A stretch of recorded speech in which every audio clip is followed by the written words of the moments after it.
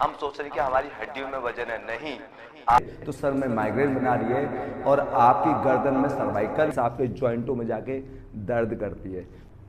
नमस्कार दोस्तों आज के टाइम पे मोटापा अपने आप में एक समस्या है। और ये मोटापा क्यों गेन हो रहा है? क्योंकि हमारा अग्नि तत्व इम्बैलेंस है। जैसे ही आपका पेट का नाभि चक्र या अग्नि तत्व इम्बैलेंस होता है तो गैस अगर ऊपर की तरफ रिपेल करती है, और अगर आप 40 या 35 के ऊपर की एज है, तो अगर आप वात जोन में आ चुके हो तो वो गैस आपका मोटापा बढ़ा रही है। हम सोच रहे हैं कि हमारी हड्डियों में वजन है, नहीं।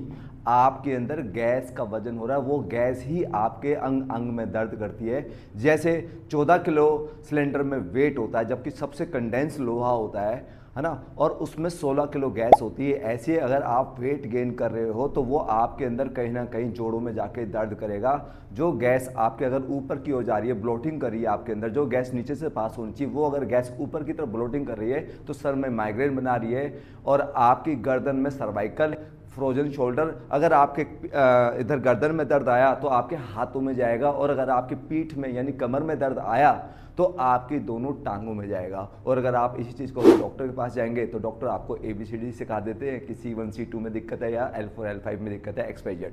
लेकिन आपको समझना होगा कि ये जो शरीर है, वात पित्त कफ, 3 ही दोष होते हैं और 3 अवस्थाएं होती हैं मनुष्य की: बचपन, जवानी, बुढ़ापा। बुढ़ापा वात प्रधान होता है, और अगर जवानी में भी अगर किसी का वेट ज़्यादा है BMI इंडेक्स के अनुसार, तो वो जो वेट होता है वही आपके जॉइंटों में जो गैस होती है, जॉइंटों में जाके आपको दर्द करती है। जैसे आप समझो कोई एक बच्चा है 5 या 10 किलो का, आप 10 घंटे कैरी नहीं कर सकते, और आप 10 किलो वजन हमेशा कैरी करके चल रहे हो तो कहाँ जाएगा? वो जो एक्स्ट्रा जो वेट आप कैरी करके चलते हो, किसी से मैं आपसे पूछूं कि आप 20 किलो का बच्चा है, 20 किलो का सिलेंडर आप लेके भाग नहीं सकते, लेकिन 20-20, 30-30, 40-40 किलो वजन आप कैरी करके चल रहे हो तो आपको सफोकेशन नहीं होगी? कि आपकी सांस नहीं फूलेगी? क्योंकि आपका ऑक्सीजन लेवल तो डाउन हो गया।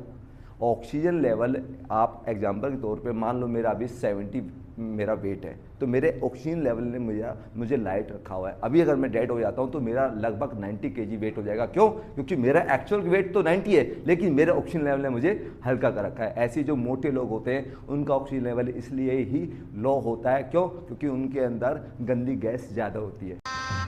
गजब बेइज्जती है। ठीक है, तो अगर आपको ऑक्सीजन लेवल आपका मेंटेन करना है, आपको गैस पे ध्यान देना होगा। उसके लिए आपको नीचे के चक्रों को ध्यान रखना पड़ेगा। आपका नाभि चक्र सही होना चाहिए, आपका अग्नि तत्व बैलेंस होगा, आपका जल तत्व बैलेंस होगा, पृथ्वी तत्व बैलेंस होगा, तो ही आपकी ये वायु जो विकृत रूप ले चुकी है, जो कि ऊपर की ओर जा रही है और आपको डिस्ट्रॉय कर रही है, वो नीचे की ओर पास करनी चाहिए, जो हमारे पूर्वज पैदल चलकर या पंच तत्व को बैलेंस करते थे। तो जो लोग ये समझते हैं कि मैं बहुत ज़्यादा ओवरवेट हूँ तो मेरी हड्डियों में वजन है या इस प्रकार के, वो जो मस्कुलर लोग होते हैं, जो जिम करते हैं, एक्सरसाइज करते हैं, उनकी मसल्स में वेट होता है। लेकिन जो इनएक्टिव है, जो सिर्फ मोटे हैं, वो सिर्फ और सिर्फ गैस लेके चल रहे हैं। उनके अंग अंग में गैस होती है, उसको आपको समझना होगा। अगर आपने अपना आहार विहार सही नहीं रखा, कई बार आदमी एंजाइटी या डिप्रेशन में ओवर ईटिंग करता है, तो ओवर ईटिंग करेगा तो पचता है नहीं, पचता नहीं तो सड़ता, सड़ने से गैस बनती है, वो गैस आपके जॉइंटों में जाके दर्द करती है। आपको समझना होगा कि आपको अपनी गैस कैसे कम करनी है, या उस दौरान आपको किस प्रकार का अपना आहार विहार सही करना है। ठीक है दोस्तों, नमस्कार, धन्यवाद।